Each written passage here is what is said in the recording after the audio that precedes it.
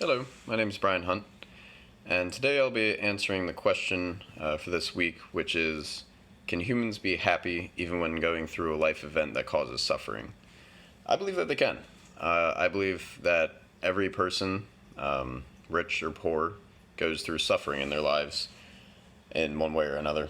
And I believe that that's what makes us human, is having the good and the bad in our lives.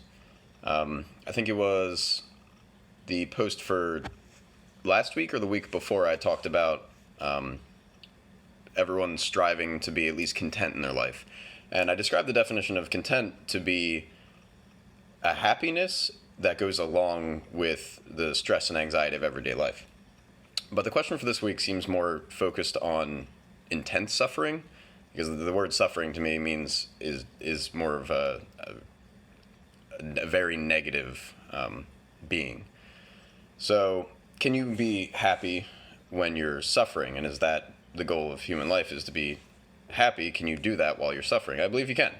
I think that even if you're going through the worst of times, there's always something that you can hold on to, always that bit of hope. And hope is what makes us human. There's always that hope for a better tomorrow. For the example of Job in the Bible, he had his family taken away from him. He had his wealth. He was a very wealthy man, taken away from him. His friends abandoned him, and God even took his health away at some point. Then God was trying to prove to the devil that Job would be faithful to him even through all this, which he was.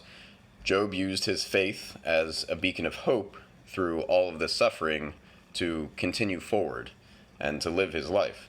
And everyone goes through suffering, but eventually we have a breakthrough where the suffering ends and we can live a more happy life.